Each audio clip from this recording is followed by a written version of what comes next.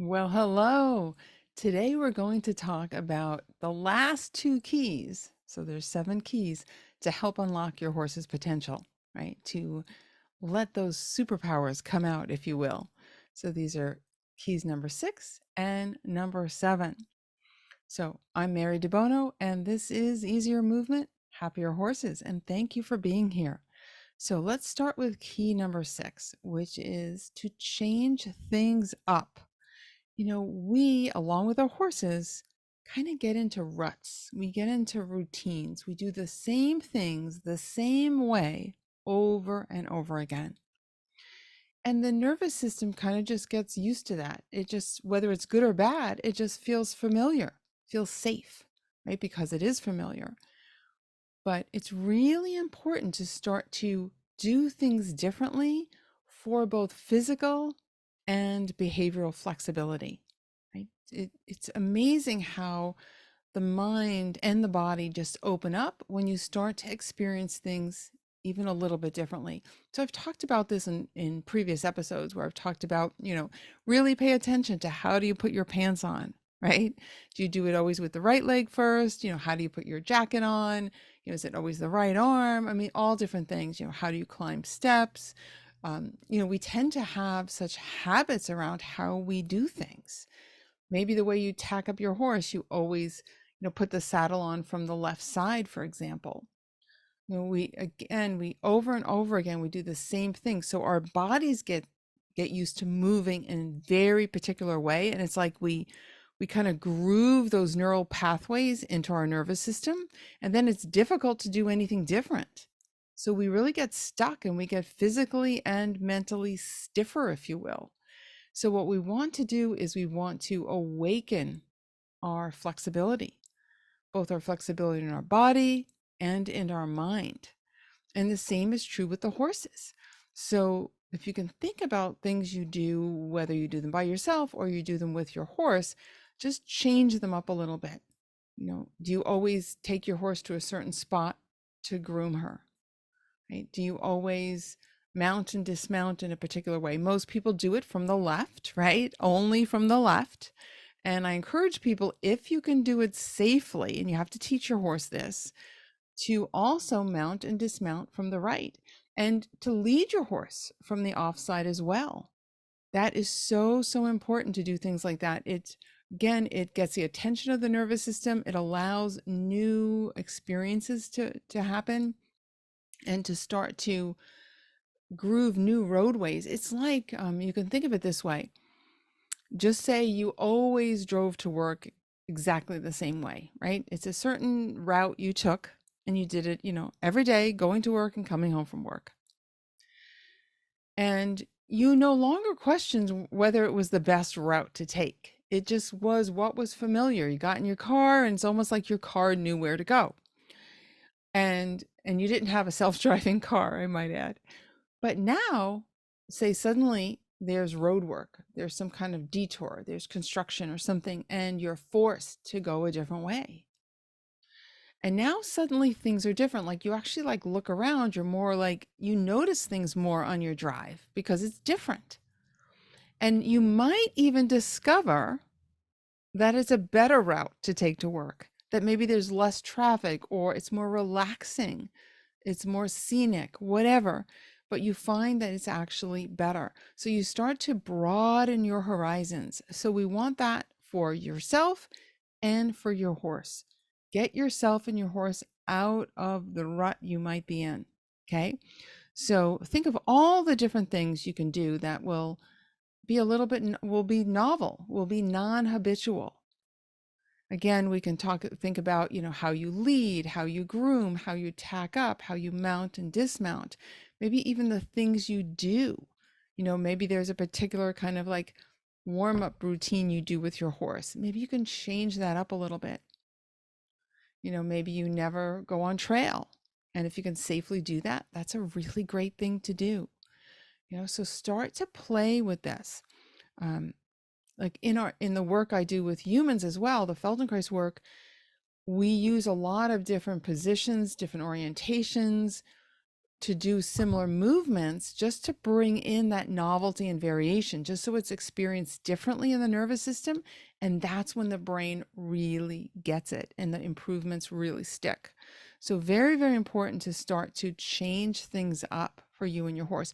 It might be something as simple for you as reaching for a glass of water with your non-dominant hand, right? We all know about brushing our teeth with our non-dominant hand. You know, whatever it is that can start to get the attention of your nervous system, because some of the benefits of that are you start to become more aware of what you're doing. And this also relates to the previous keys we talked about reducing your effort and finding the ease. When you do things a little differently, when you change things up, things feel more novel, more non-habitual. That is like a little wake-up call to your nervous system to notice differences, and this is how you can improve. So with the hands-on work I teach for the horses. So this is a shout out to my Move with Your Horse students, by the way. We do similar things with the horse. So in other words, we literally help the horse feel in new ways. So we use a lot of non-habitual movements that feel good, but they're non-habitual, they're different. So very, very important key. Okay. So change things up, start to experience things feeling differently, still feeling good, still feeling safe, but feeling different. Okay. So key number 7, which is our last one, is invite new possibilities. Okay. And again, these all relate to each other. So you can see how changing things up starts to broaden your horizons, and you start to see things in new ways, and you start to realize that there are new possibilities out there for you and your horse. Okay. And this is again how we can unlock your horse's potential, get those superpowers going. There's a sentence I say a lot, that an open mind and helpful hands can do much to change a horse's future, which means that, being open to new possibilities and knowing how to use your hands in ways that can help your horse, so the hands-on work we do can really change the trajectory of your horse's life, basically, have greater well-being, potentially, long-term soundness, all kinds of good things, improved performance, even just a more balanced emotional life as well, so they're not so anxious. So you want to start to learn how to use your heart and your hands to transmit this sense of new possibilities to your horse. And again, by following the other keys, the first 6 keys, it's going to give you a good foundation for that. Okay.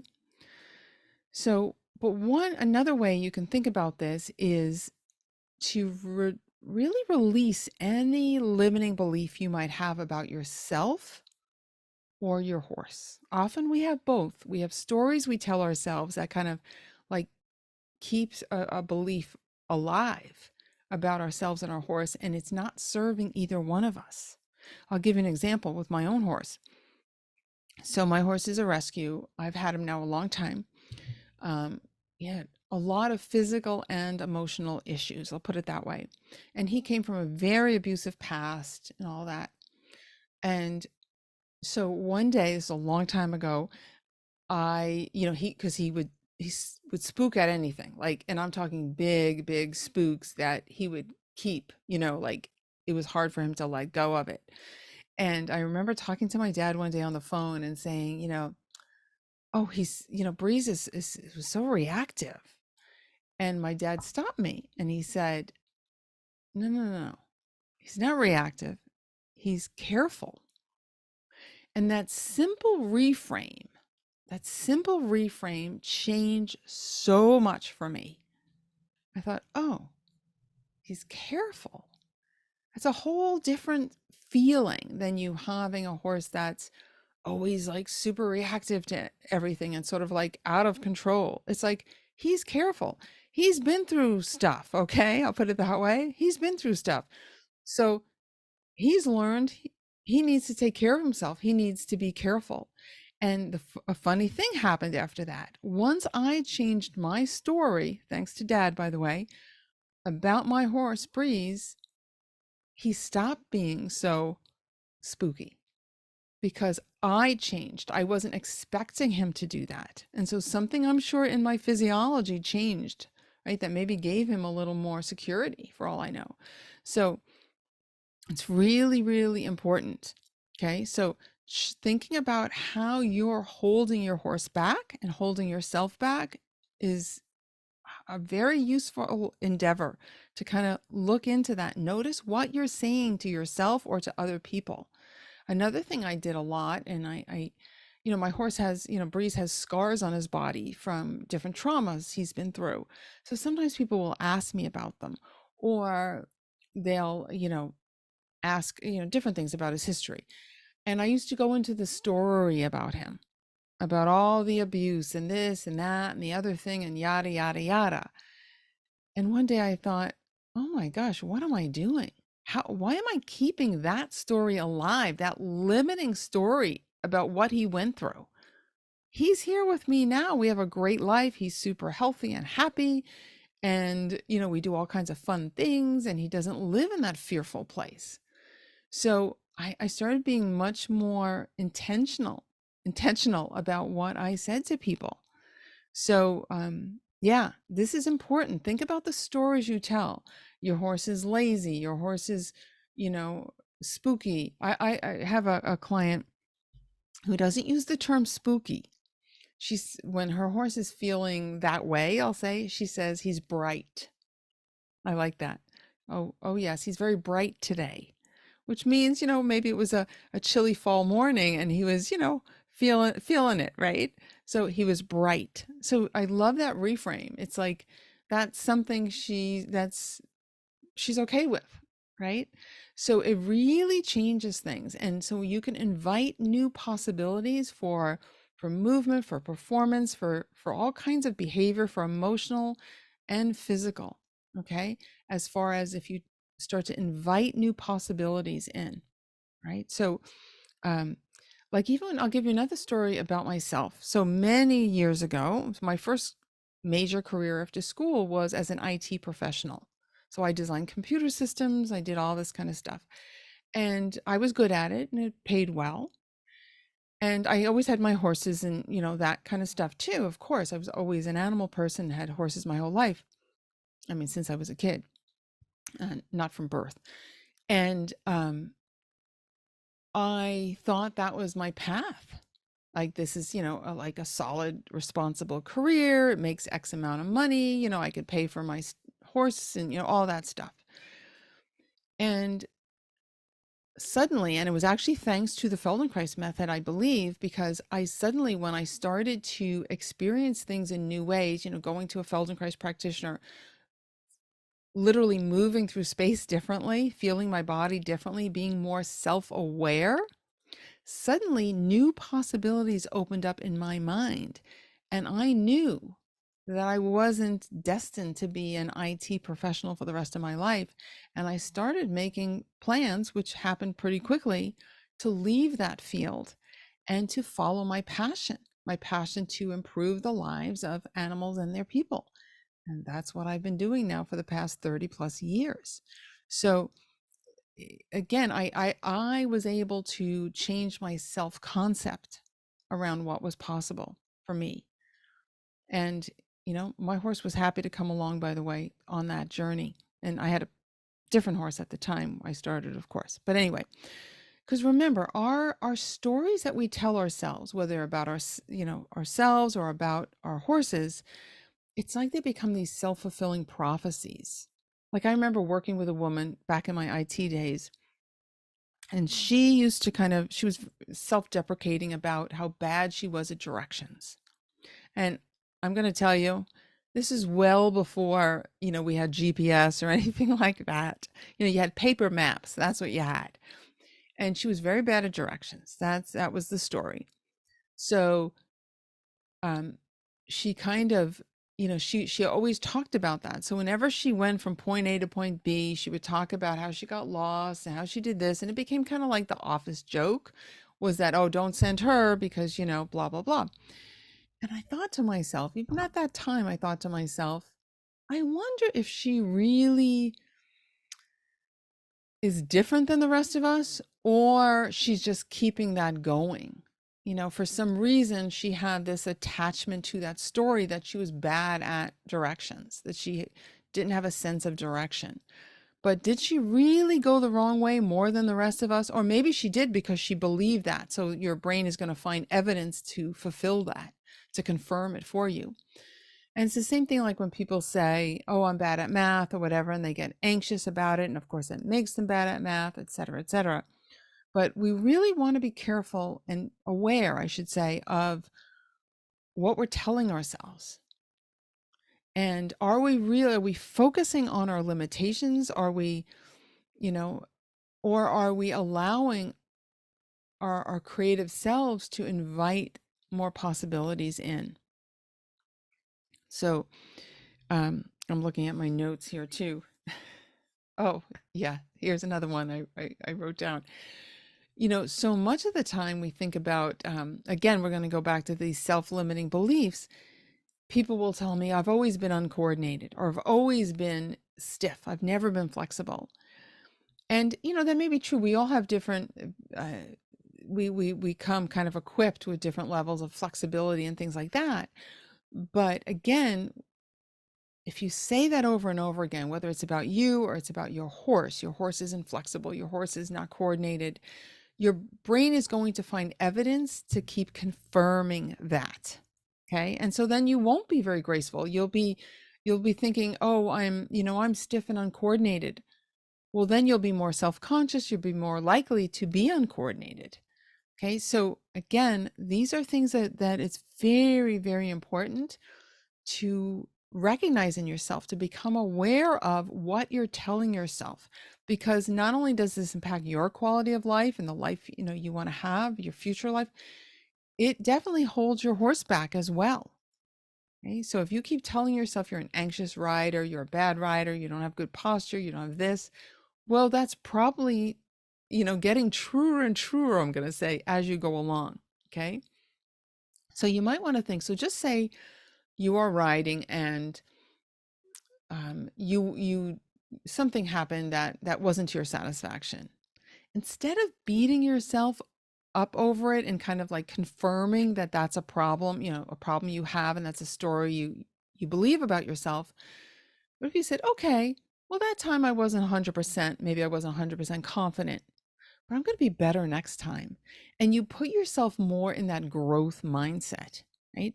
That again, you're inviting this new possibility. You're saying, I can improve. I can totally improve, right? And that starts to prime your brain to improve and to look for opportunities to grow, right? And to again expand your mindset, and to um, diminish those limiting beliefs and come into more powerful beliefs about yourself and your horse. So again, this helps both you and your horse. So you can even like think of an activity where you do feel competent in.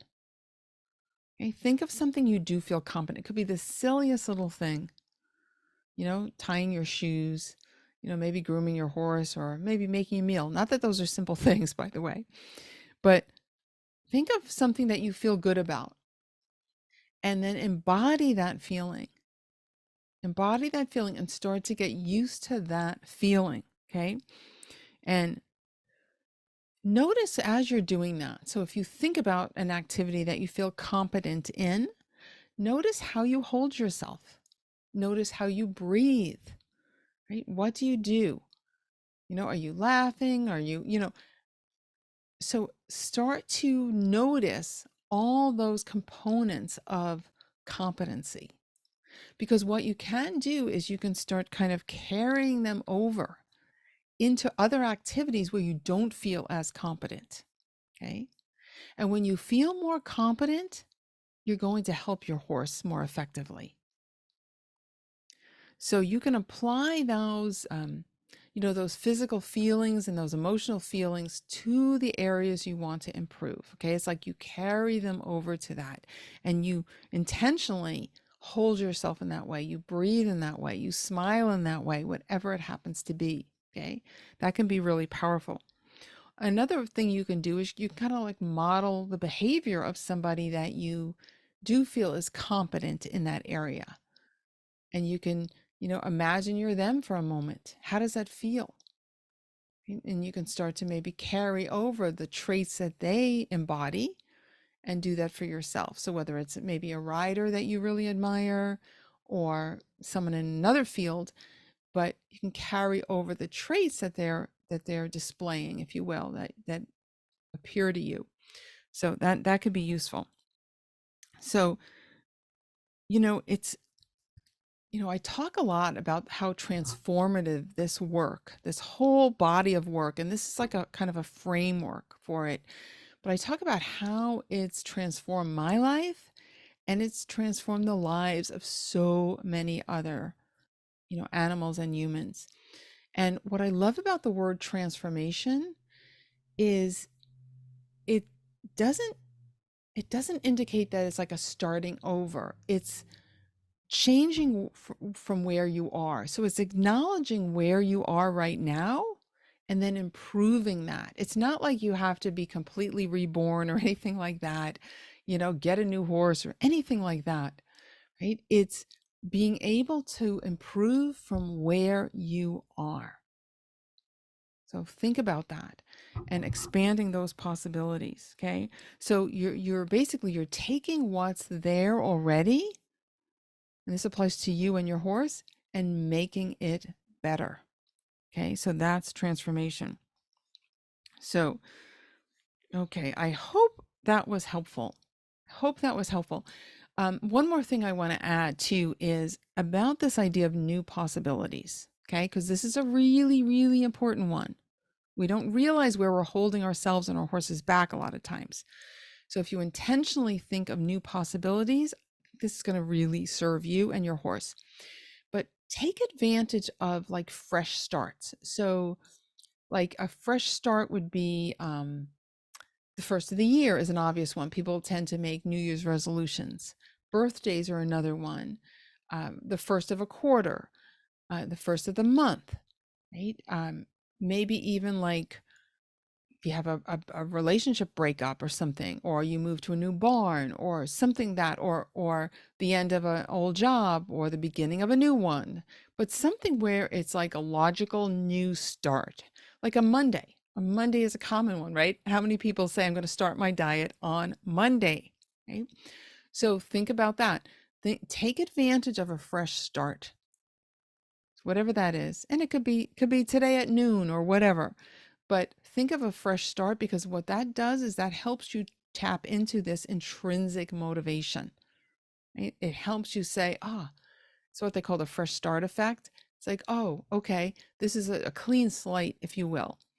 And new things can arise out of this. I can act differently, and I can help my horse act differently and, move more freely and feel better in all these different ways. Okay. So I would encourage you to do that.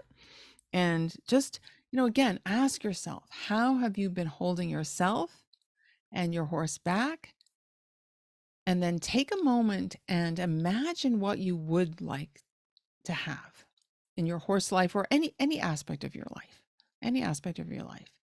kind of like make a wish, and allow that wish to start to draw you to this sense of new possibilities and to guide your behavior to create them, okay, to be able to expand your sense of what is possible. Well, I hope these 7 keys were helpful for you, and we're going to have like a little online challenge. So I think it's going to be super fun. There's going to be giveaways and all kinds of things. We'll be discussing these in more detail, putting them into kind of like step by step, how you can implement them with your horse. So stay tuned, and thank you so much for being here. I love being on this journey with you, and I can't wait to talk to you again. Bye for now.